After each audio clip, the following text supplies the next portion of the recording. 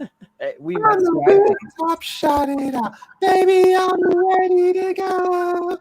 I don't know the rest of the show. Anyway, It's a weird opening bit. Yeah. Well, it was this or the Twitter purge.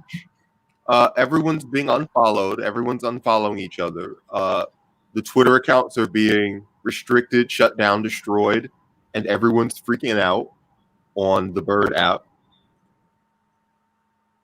And I still can't get into any of my 6 accounts.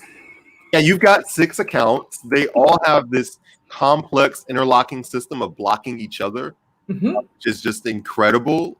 Shout out, salute to Twitter engineering for just making it hard as possible, which is what we're all about here.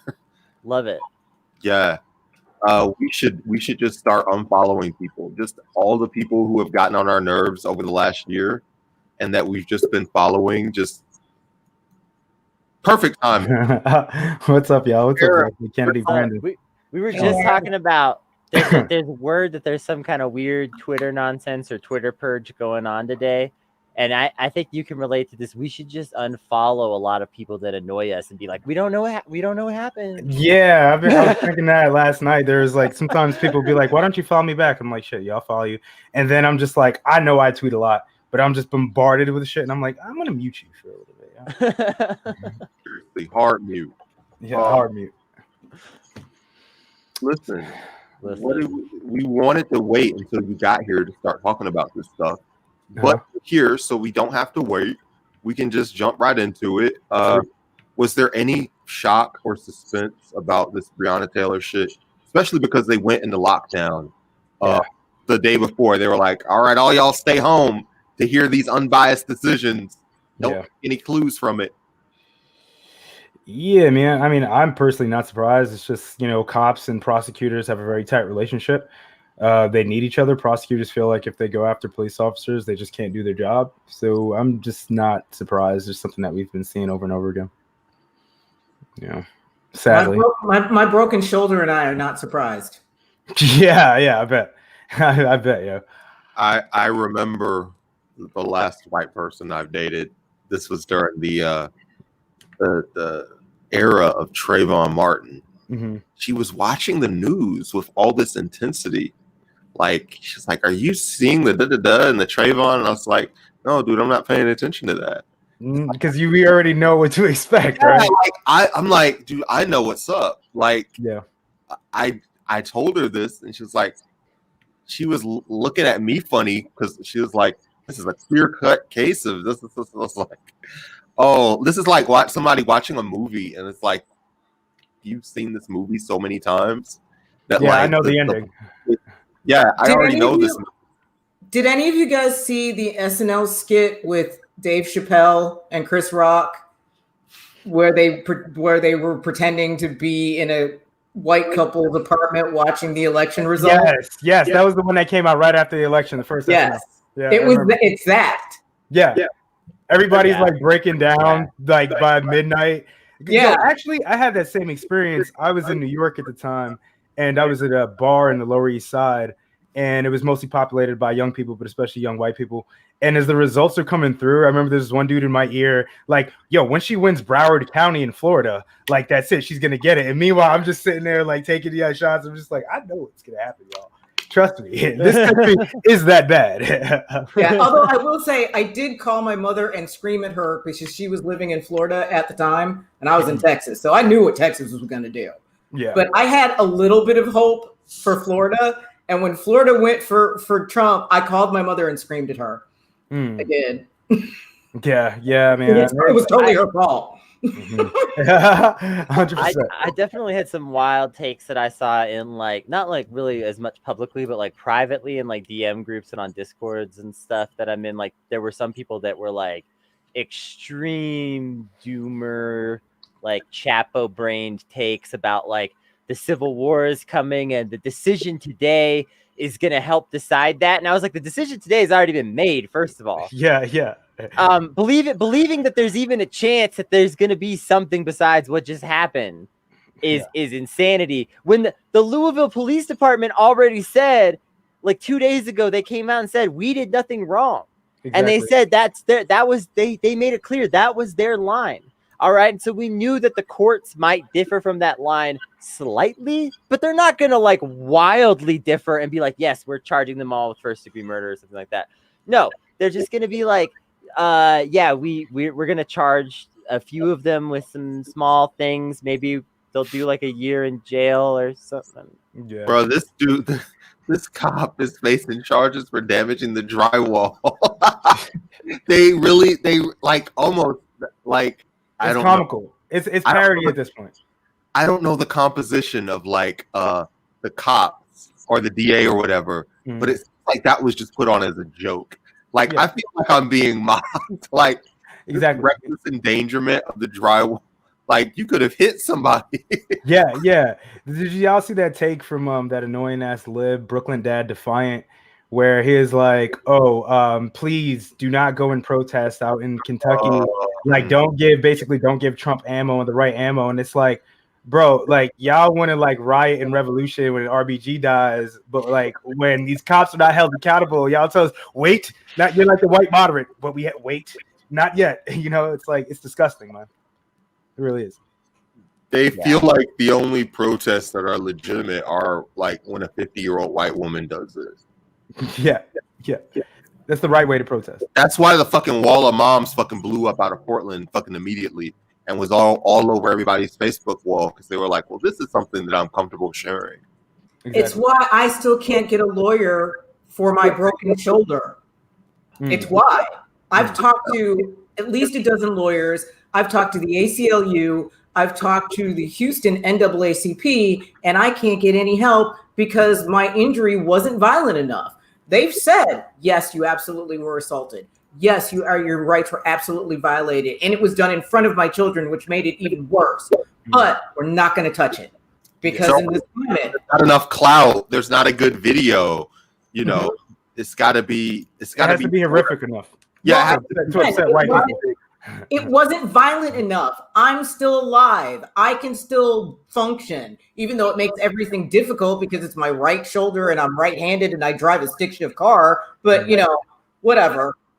I mean, you say you're still alive, but apparently that doesn't even matter because, again, they're charging people over drywall when there's a dead body right there. Like, what's it going to take? Is it going to be like, oh, they shoot a black protester and then the bullet passes through them and hits a white protester and then they're finally like, the cops have gone too far? What is it going to take for people to actually like, it's going to take the cops actually shooting a Trump supporter. By accident, right? That's what it's going to take. Or it's going to be a cop. I don't even think that would do it. No, a cop has to come after someone who's white and has money. That's when it'll finally do something. That's when something will finally get done. That's what'll get the libs involved. But in terms of the cops shooting the Trump supporter, and maybe this will lead us into this other thing, Republicans are so much fucking smarter about the long game in terms of politics. Exactly. Any Republican with any intelligence would look at that, you know, that footage of a cop accidentally like shooting a Trump supporter at a protest or a rally or whatever it is, and they would go, "Oh, this looks bad." But the cop is on our side. And it was just a tragic mistake. One body is a small price to pay for white supremacy, right?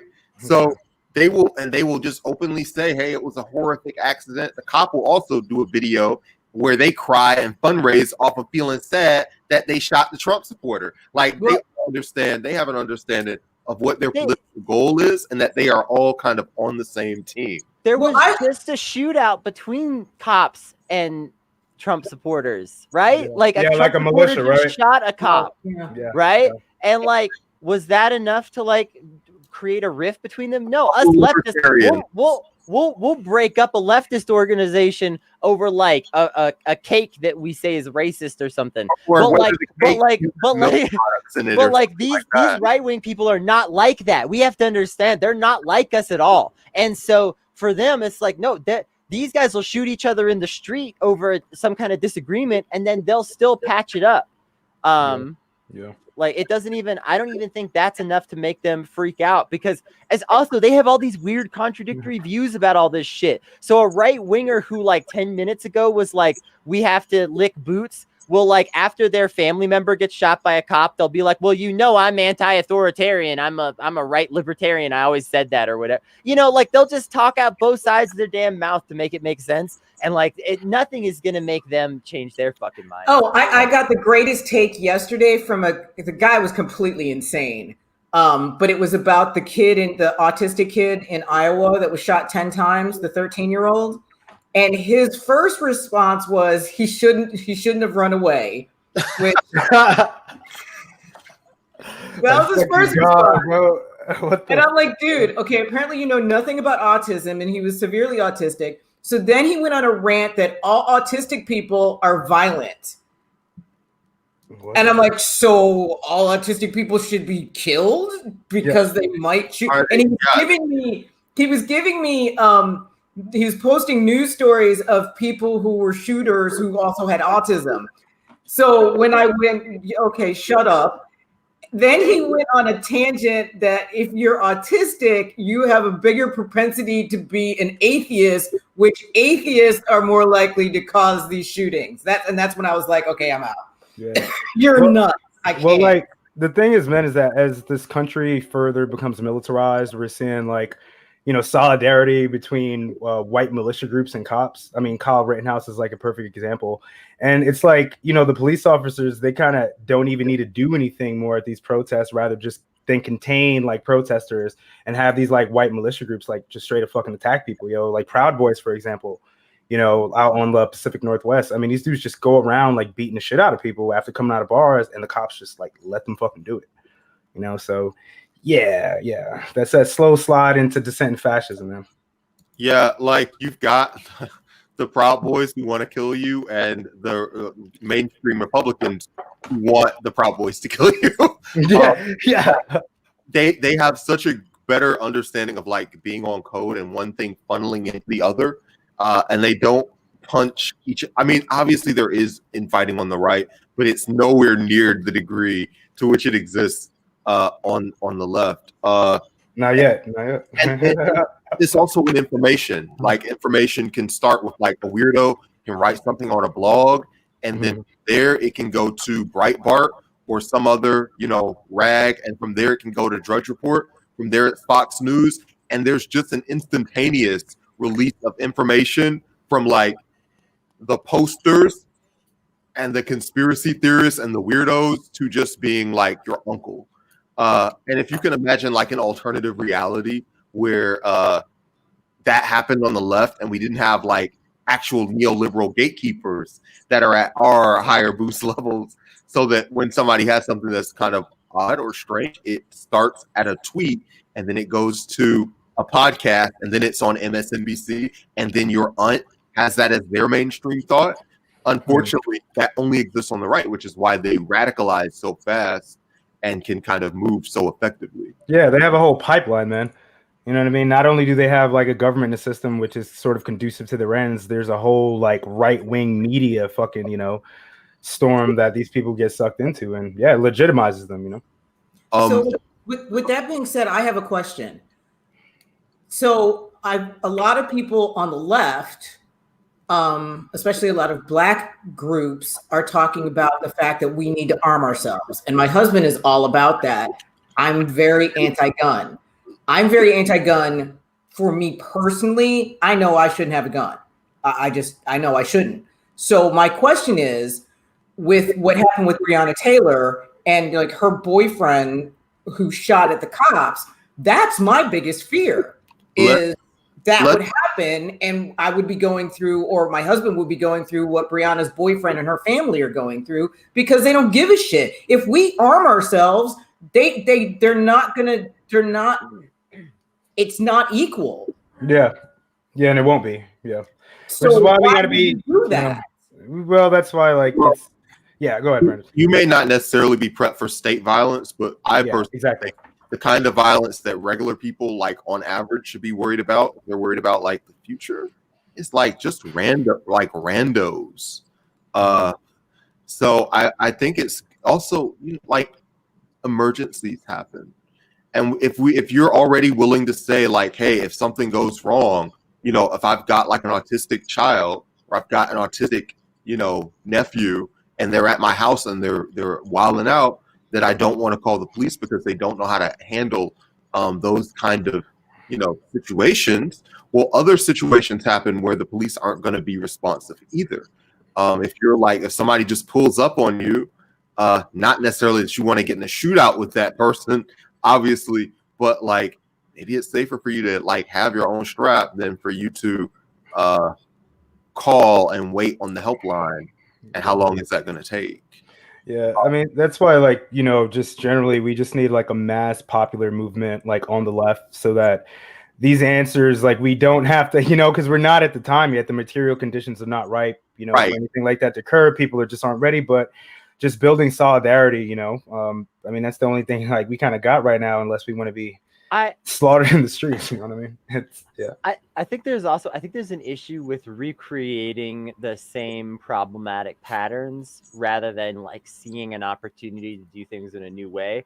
And what I'm really saying is that like leftist gun ownership doesn't have to fall into the exact same ideas about gun ownership as right-wing gun ownership. A lot of people right now are kind of, I think, falling for a bit of a trap in that like they're thinking of left-wing gun ownership as like being like, okay, we're doing the good guy with a gun thing, but on the left. That good guy with a gun thing isn't real. It doesn't matter what political, like where on the political, compass you align yourself or whatever. Okay. Yeah. Like you cannot be a quote unquote good guy with a gun. That's just not like real life. However, I would say that there's a completely different like way to frame this in terms of like, at this point, we're looking at like popular movements and needing to potentially defend groups in a certain kind of way. And like with that in mind, like group ownership, like a group oriented perspective of gun ownership on the left, I think is like useful. And I think like when you start to reframe it that way, it's like maybe we can start to see a better angle on it, hopefully. Yeah. It's like a thing where the gun is locked somewhere that's a community area. How is that? Yeah, like what's the physical location? An armory? A public armory? What I'm really saying is that we just need a bunch of leftists walking around random open carrying the way right-wingers do. That's what I'm really saying. The Black Panthers did that. Is that like just doing a lot of the same kind of aggressive, hyper masculine gun ownership shit isn't necessarily going to work out. But on the other hand, if your left wing like group in your area that you organize with, if it's DSA or PSL or something else or whatever, right, said we're really worried about the behavior that's been happening at some of our protests, and we're thinking that we should have a contingent of legally armed protesters ourselves. That's different than somebody just pulling out a gun and deciding to use it, right? Yeah, and we've worked with we've had protests where there are armed groups before, and it has a de-escalating effect because people are less likely to wild out and try to get YouTube highlights. Exactly. Somebody who is armed like nearby. So not said, yeah, there is a difference between that kind of situation where you're open carrying at a protest and a situation where you're like you got something locked in your house and you fantasize about it every day. Or you carry it on your hip, John Wayne style. I'm gonna be real. I don't want to see a lot of leftists doing that shit. Like that shit needs to stop. We don't need John Wayne looking. We don't need to be LARPing as Red Army soldiers. You know what I mean? Yeah, like we don't need old ass white men walking around with an iron on their hip everywhere they go. Like I don't care if you're on my side, quote unquote. Just don't do it. Yeah. I challenge you to a duel. Just take it back. Take it way back. Take it back. All right. So they used to handle things. Yeah. Listen. So while we're talking about that kind of subject of political alliances, I kind of want to talk about the Supreme Court. You were on the Antifada, and I believe y'all talked a little bit. You almost said "rest in peace, Ruth Bader Ginsburg," but I wanted to, but luckily you did not. Too soon. Yeah, way too soon. Like a couple days, Yeah, literally, like next Friday. Go on.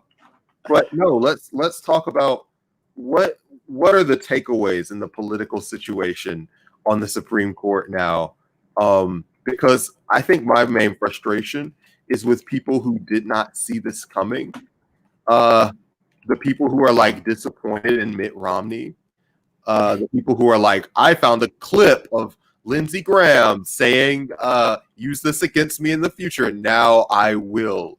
Basically, that whole I watched The Daily Show and this is how you own somebody kind of mentality is the thing that just annoyed me more than anything else. Yeah. I think that the biggest takeaway that people aren't thinking about is the fact that, and this is just, I mean, two parts. One, regarding the election, the Democrats are trying to appeal to suburban moderate, so-called moderate conservatives. Now that there's a Republican vacancy on the Supreme Court, which a Republican president is going to fill, that shit goes right out the window, bro. Because these people are not going to vote for Joe Biden. The having another justice on the Supreme Court and making it, was it going to be like 6-3? That far outweighs, right? Even if moderate Republicans who are dissatisfied with Trump, that outweighs any sort of like outward grotesqueness or disappointment that they have with the Trump presidency. So they're just gonna, like, if they weren't already gonna vote for him, they're gonna vote for him now. And secondly, there's literally nothing procedurally the Democrats can do, right? Like McConnell can shuttle somebody through within, what do we have, less than 50 days, to the election, right? He's going to shuttle somebody through. I mean, I guess there are senators like Collins and Graham and maybe a couple others who are in precarious situations with their seat with the upcoming Senate elections too. But I mean, these people are like Mitt Romney, right? Like these people are going to vote for their fucking party. They're not going to, or they'll be pressured to do so, even if it means losing their seat, because their long-term judicial gains far outweigh like a temporary loss, right? Because at that point, even if the Democrats have a majority in the Senate, the Republicans have the Supreme Court and will strike down or pass through any sort of legislation that's favorable or unfavorable. So somebody wrote an article comparing that to like apartheid South Africa, where you have like a majority that has one political alignment and there's like a narrow cast that's at the very top that's of a completely different political alignment, and they just have lawmaking power because they've got a lock on the court. That's a kind of a situation that we could potentially be pulling in.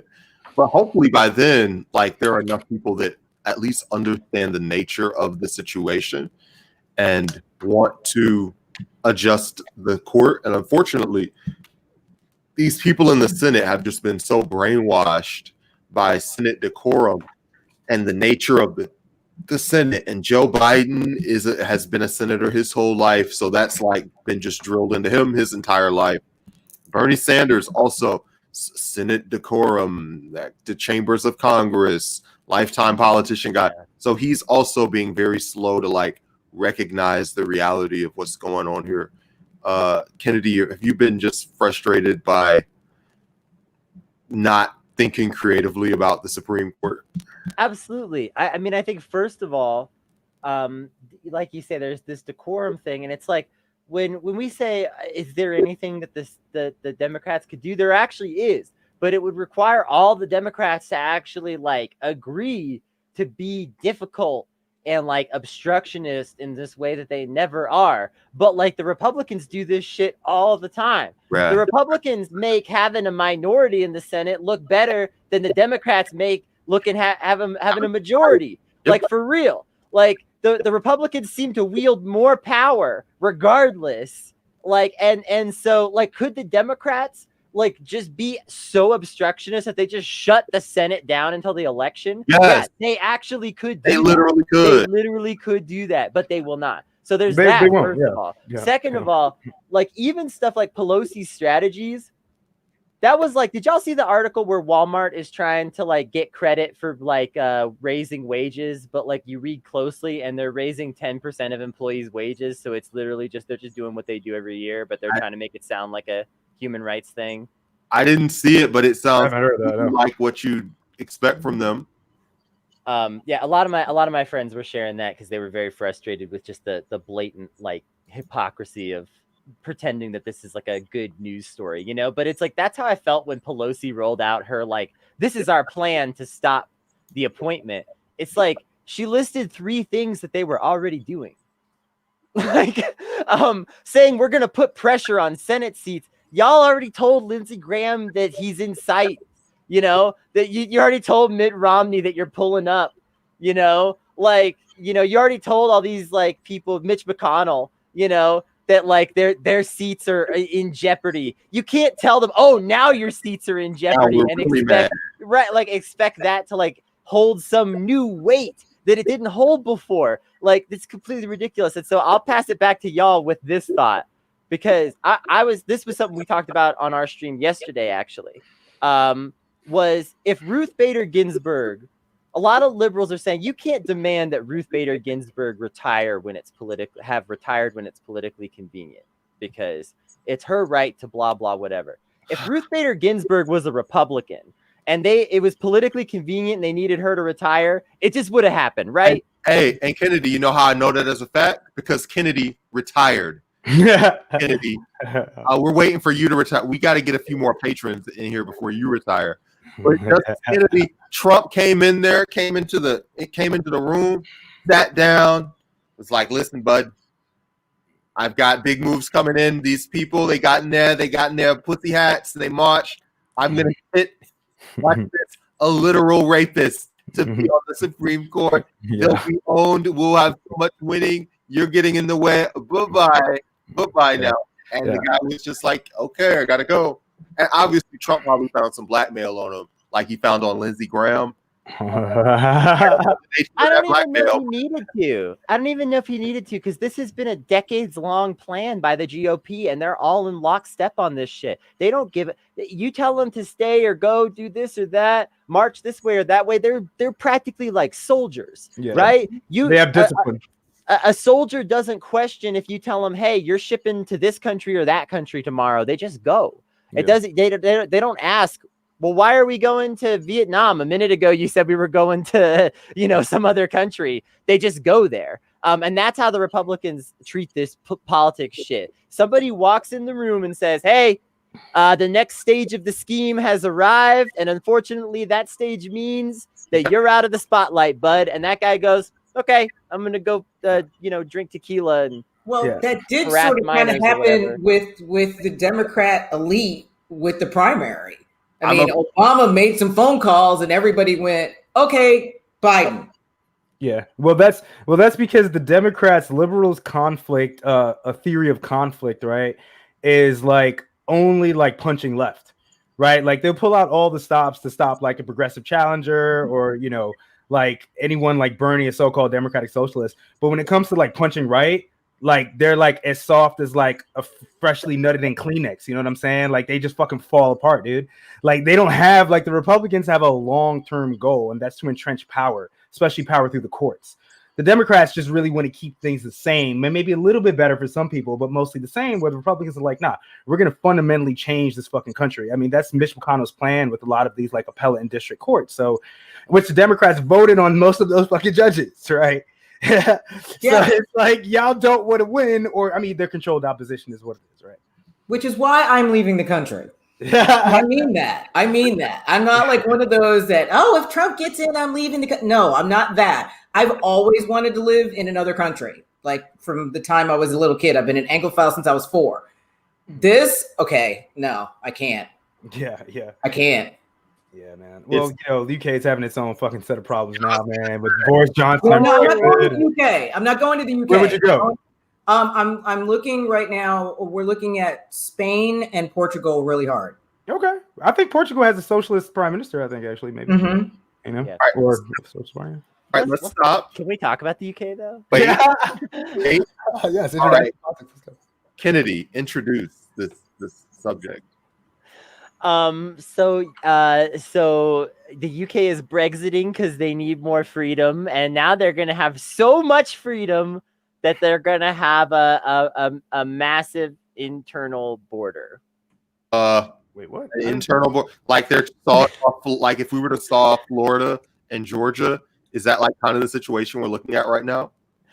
It's a little bit like, so basically, Kent is like this like lower right region that like connects a lot of like EU trade to the rest of like the island, you know, or the islands. And so like basically like there is now just going to be this border that cuts off Kent. Like Kent is just like not quite in anymore. Like it's Kensit now, I guess. And they're kind of assuring or making these like vague assurances that like this won't affect the lives of Kent citizens too much, but it's like they're going to have a massive surveillance border between Kent and the rest of the UK. You can't tell me this isn't going to affect normal people's lives. Yeah. I mean, Leslie, you're muted. Go ahead, Leslie. Leslie, you're muted. We can't hear you. Yeah. Sorry. Isn't this the same issue that they were having about Ireland and Northern Ireland, and they didn't want that to happen?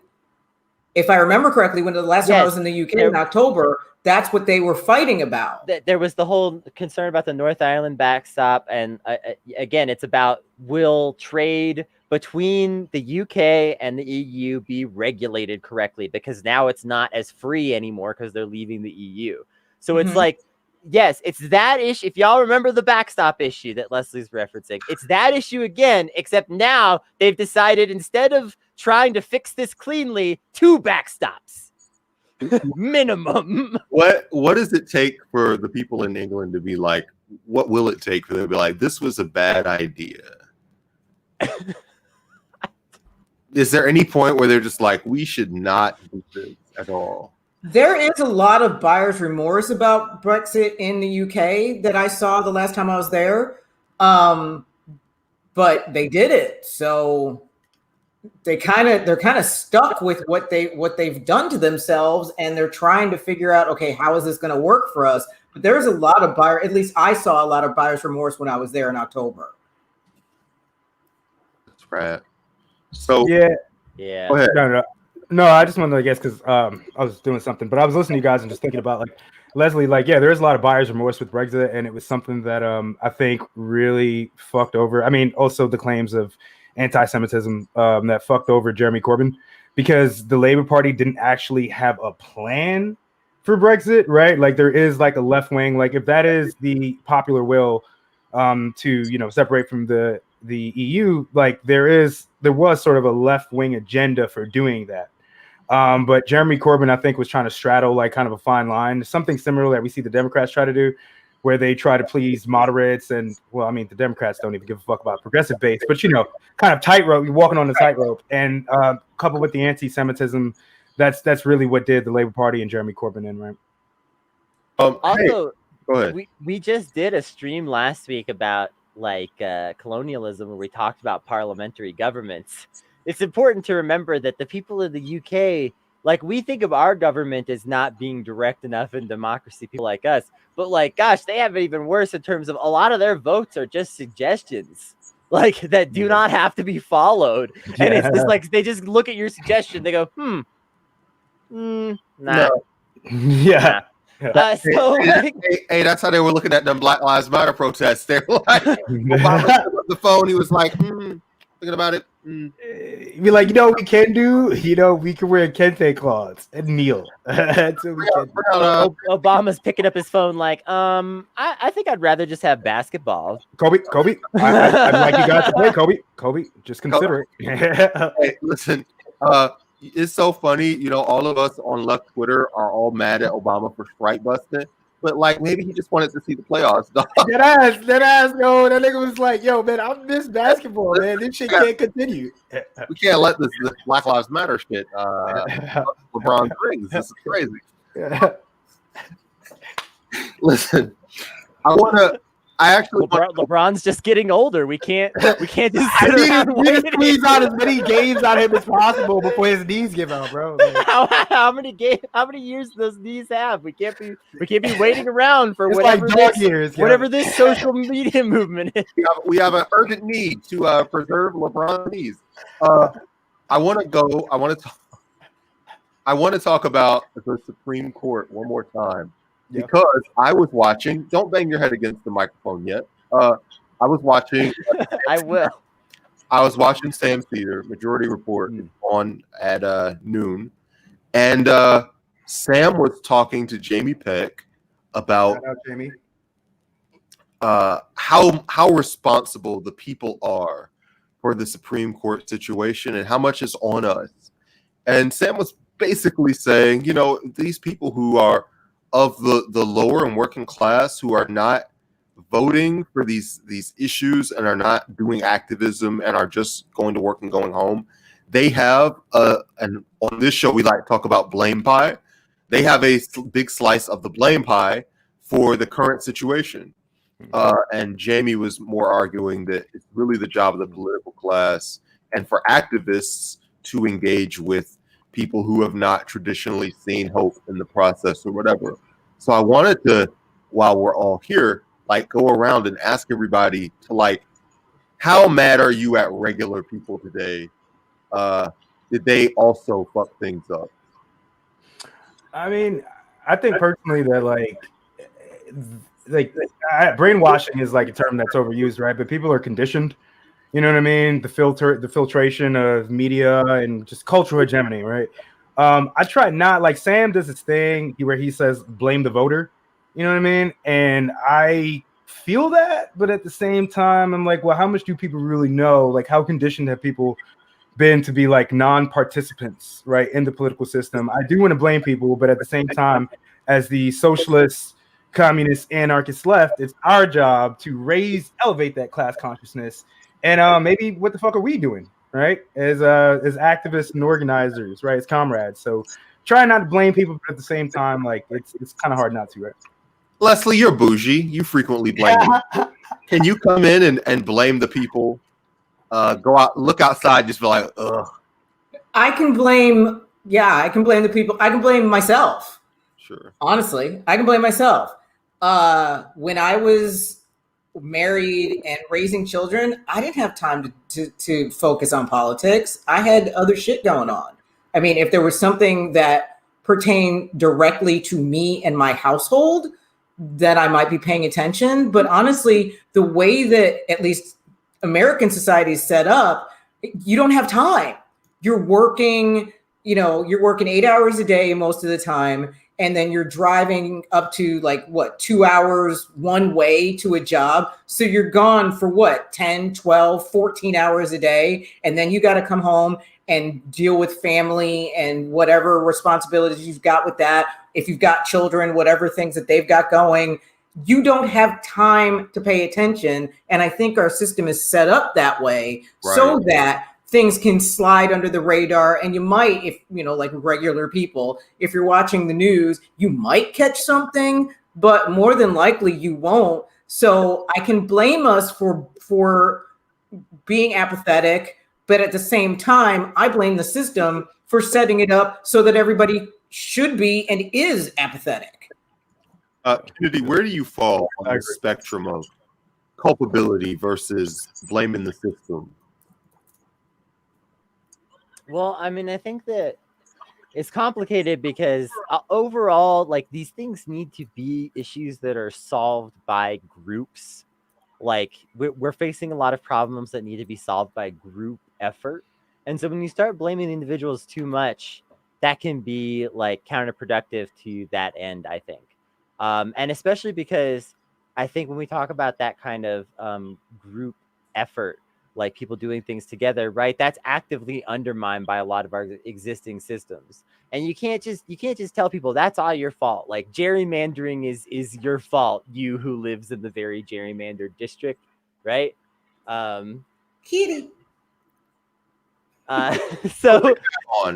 Like your takes are fine, here, but Kat, give takes. There we go. So I think that like there is that, but at the same time, I think every individual has like choices to make in life. Every individual like finds themselves in like positions at different moments in life, even if it's like there's only a few of these significant choices in your entire life, or a few of them every year, or however you want to look at it. There are these moments where you have to make a choice about how you're going to behave on some issue, how you're going to treat someone who's different than you, how you're going to do something. And like a lot of people just choose the easiest, most comfortable path, which usually means just allowing oppression to continue for a lot of cases and things like that. But I think with that too, to add to Kennedy's point, a lot of people don't know what to do. I mean, I didn't really, and I mean, I haven't done a whole lot myself, to be quite honest. I've been to a march.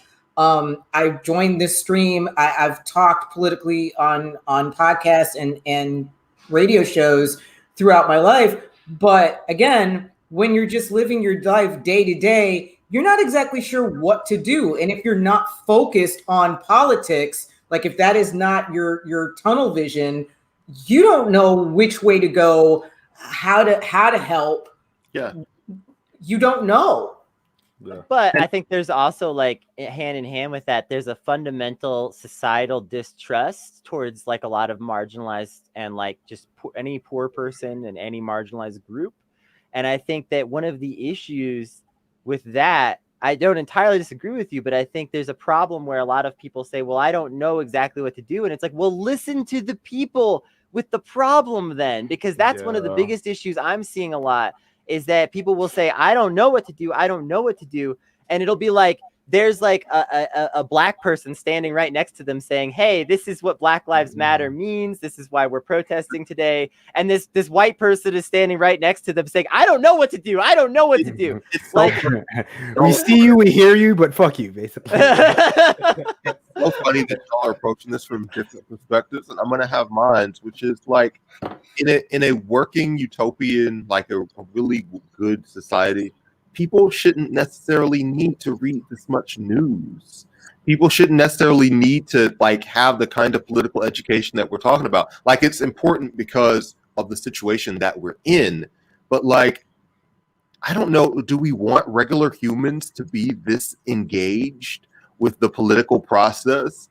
Like, hopefully you have a process where like the people who are in these positions of authority can at least behave in a trustworthy way, or have a limited power to like drive shit into a ditch. So you've got to kind of like deal with just human nature that people also, people don't necessarily consume education and consume media in the same way. So like, speaking of Sam Cedar, he often makes this quip, like, if the ratio of news to entertainment was reversed, I'd have a more popular show. Some people don't have patience to listen to the news. Like, it's boring. There's characters that you have to keep track of. There's events that you have to put into historical context. There's all this stuff that most people like would rather either watch or listen to something completely different, or they just take education and learning in a completely different way. So if you know somebody who isn't going to be radicalized by a book, but by conversations with their close circle, and that close circle doesn't share your politics, then you can't get to that person. And just one of the limits I think that we've seen in media, or media as a whole, is like, are we getting the kinds of people that can be gotten? It's not as bad because everybody knows how to use Twitter and watch videos and do all this kind of shit and TikToks or whatever. All that's fine because we have a generation that engages with information that way, but older people don't generally. I don't know. Yeah. What do you consider older? Like 50 and up.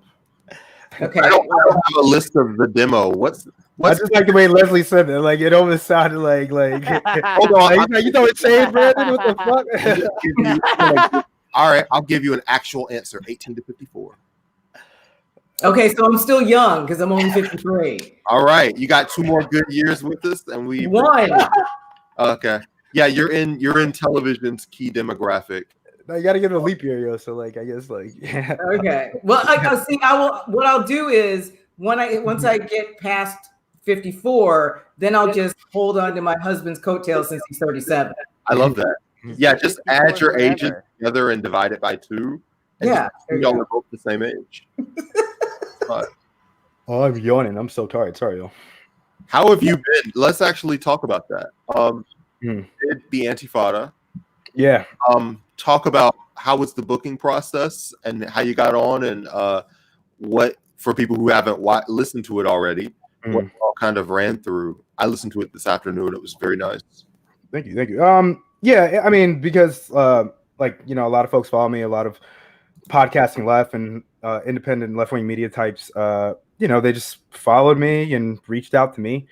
It was something that was kind of in the works for a couple weeks before that, and I had to reschedule with them the first time, just because life has been crazy. Y'all already know. And then even the day that we had the actual interview or whatever, I had baby stuff to do, so that was like me freaking out again. And I honestly I was a little hungover and shit from the night before. I was like, "Fuck, can I do this?" But no, it was great, man. We talked about the Supreme Court, talked about a little bit about the projects I'm working on, talked about Atlanta. Sean wanted to know, is Atlanta really the Black Mecca? Wakanda forever. Wakanda, yeah, man. And yeah, dude, it was and we talked a little Posadism, a little bit about white people trying to be black, Jessica Krug and all that shit. And it was tight, man. I felt like I've listened to them for so long that talking to them, I was kind of nervous at first, but I felt like I knew them, so I enjoyed it. Yeah, it was a very good episode. It was for me as somebody who knows you, very weird crossover of just these two, the fictional world and the real world. Yeah. Because I am a cat. I'm a personality online, man. So when I do shit, I try to. Well, I think of you as my actual real world, and it was the fictional world of New York. Yeah, it was Aaron playing somebody else. It was like me playing somebody else. Right? I was playing a podcast. It's like you got on Twitter and you were like, I got my Hogwarts letter. Yeah, right. Oh, yeah, dude. I was like, I'm ready to go, dude. Are you okay? Did y'all see that? My cat is fucking.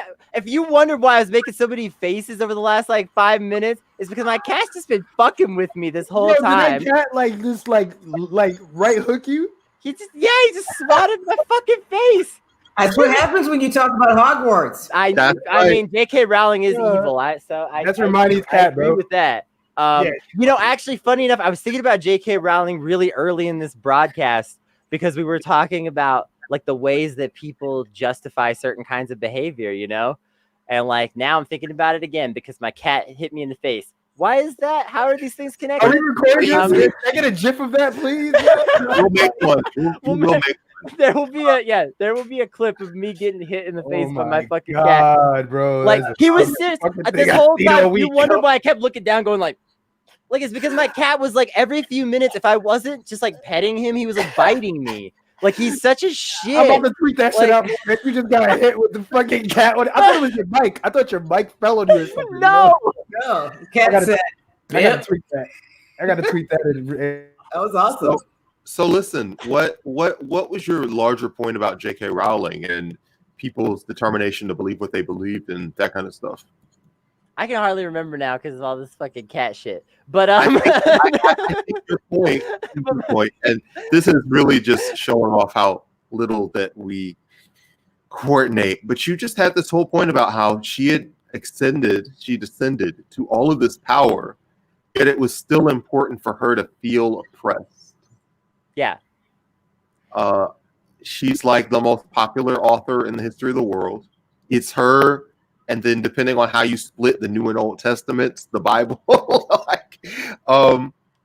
she still needs to feel like she's on the cutting edge, I guess, which may have influenced. She's got a book out now that people. Oh my God, that book.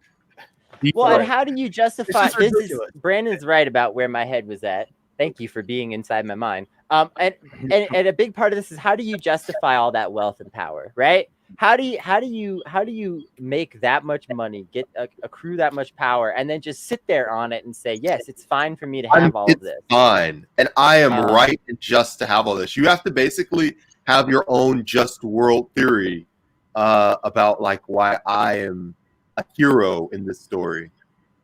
Yeah, first of all, log off. I would be I'm out, bro. I got my money, whatever. But because it's not about personal validation. It's about the world validating her as her mental image of herself. Because that's something you can't buy with money, right? You can't buy the country. She can log off Twitter and buy the country, but she can't buy the validation. And you only get that if you go on Twitter and sell your sob story. Look at Notch.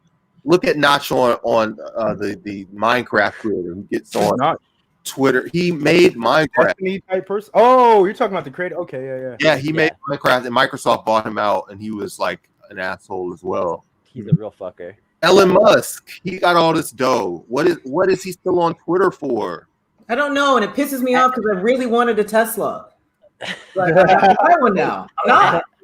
At least you can say, you know, in Jeff Bezos' defense, he at least seems to just know that he's evil. He doesn't get into Twitter fights because he doesn't care. Oh. You know, he's just like, yes, I'm an evil money hoarder.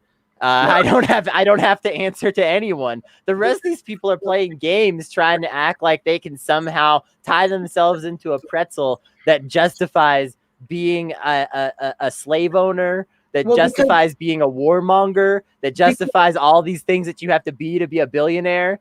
Like, that includes you, JK. Yeah, but money doesn't buy maturity, and money doesn't buy you any kind of empathy. I mean, money doesn't make you a good person. I think actually money amplifies what you already are. Yeah. And for most people, well, I guess it's kind of split like most people. You know, most people just are weirdos that are not politically aware of anything. And when you get $1 billion, you don't generally like, wow, I need to start caring about politics. Most people who make that kind of money, they do just chill out at home and. I mean, it's just fuck around. I'm willing to be a guinea pig. Sure. Show people that you can be a billionaire and not be an asshole. So if people want to send me money that I can be a billionaire and prove that. Let's just start filling up that Venmo. Let's take it to the top and let's see where it gets us. Yeah, you guys remember when people were like, let's make Kylie Jenner the youngest billionaire, and we're just like sending her money for no reason. Yeah, what the hell was that? Let's do that, but for Leslie. Yeah, right? I am much more deserving. I am much more deserving than Kylie Jenner. By the way, Leslie, if this plan works out, you know that like we're all just coming to live in your house, right? Like you know how like every rich person that has like a 30-room mansion has hangers on that are just like in your fridge all day. Like that's us. You know that, right? I am so down for that. You don't understand. I used to tell my sons that I wanted to be the matriarch of a large family and just like generation after generation live with me. So since they're not talking to me, I will adopt you all and you all can live with me in Spain or Portugal.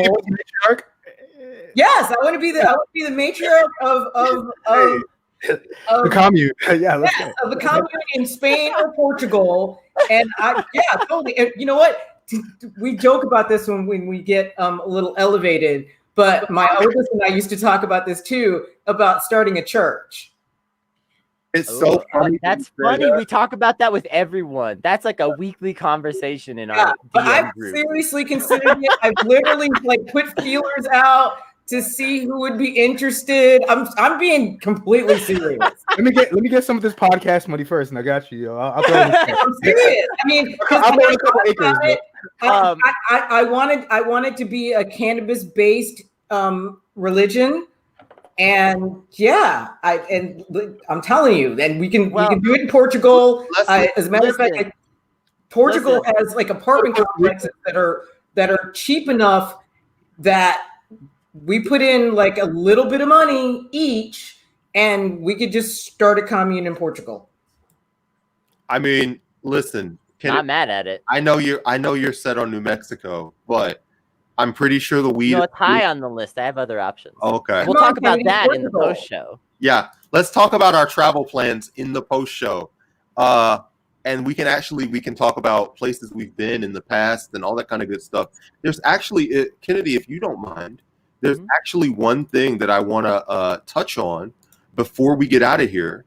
Sure. And it is a tweet from one of our friends, longtime friend of the show, Donna Imam. She's running in Texas 31st.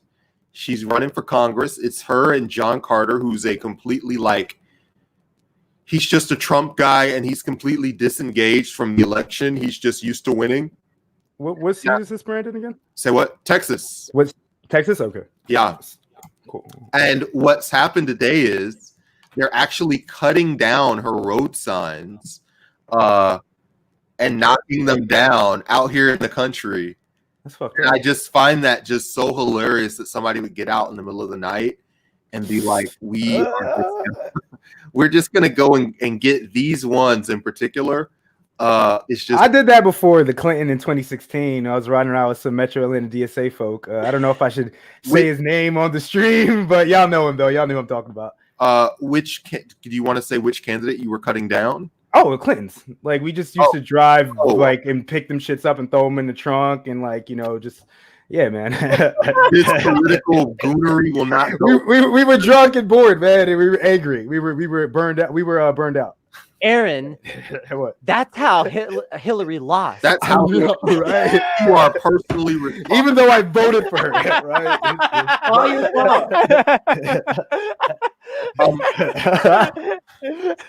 Let's do this, Aaron. Let's talk about your upcoming podcast. Okay. You've got it. It's called A Time of Monsters. Yeah. I'm supposed to be coming, and I don't even remember what we got to set a date for our. That'll probably be next week, to be honest, man. I got to finalize that with you after the stream. Yeah. Okay. Yeah. But tell people about the concept and all that good stuff. Yeah, man. It's called A Time of Monsters. It's basically about our descent or our societal decay and descent into barbarism. I'm going to be talking to journalists, organizers, activists, content creators, and it's just going to be kind of about the work that they do and a topic or field that they're kind of interested in. For example, had Glenn Greenwald was my first interview, so I talked about Snowden and Assange, Glenn's work in Bolsonaro's Brazil. Had Matt Christman on, which we talked about the Civil War and the failure of Reconstruction as a sort of preventing interracial class solidarity, and that was kind of through a historical materialist lens. And yeah, man, I'm just gonna be, it's like a who's who of, I guess, left Twitter and the activist world as well, including personal comrades like yourself, Brandyn. So that's coming out in early October. I'm gonna be dropping. Thank you guys gave me this idea, and it's fucking tight. Dropping 5 episodes that first week, and it's gonna be tight. So look out for more information on my timeline. Leslie, what do you got going on? Say again? Our matriarch. We got Into the Abyss this Friday, where I think we're talking ageism, just me and Andrea. But after that, we've got a couple of guests lined up, some really cool ones. I've got a comedian in Vietnam, and we got somebody from Lovecraft Country. So we'll talk more about that as it gets closer. Kennedy, you are going to be on a stream tonight, right? Yeah, right after this, pretty much. I mean, not right after, but starting at 6 EST, so just a little ways from now. Rara Imler, aka Island Goth on Twitter, our good friend. If y'all don't already know her, you want to. Is debuting her new Not Safe Media show, The Hot Girl Agenda. And that's going to be a 3-hour stream. It's going to have a lot of cool stuff on it. And I'm going to be on the panel segment with Rara and a couple other cool folks. We're going to make sure that show is much bigger than our show. Yeah, I made it by personal word to do that. You guys are forgetting something. What are What's we forgetting? Plug your Trillbillies episode, man. Oh, what are you doing, man? Yeah, what are you doing, yo? Just waiting for that. Hey. Fuck that shit. Yo. Go to our Twitter. It's twitter.com/nsfwonks, and you'll get a link that goes directly to our episode. We're talking about chairs worth going to jail for, the worst people in our state, psychic powers, unlimited garlic bread, and a lot of other interesting shit. You want to be a part of that. And right after this, like right now, you can go to Patreon, patreon.com/notsafe.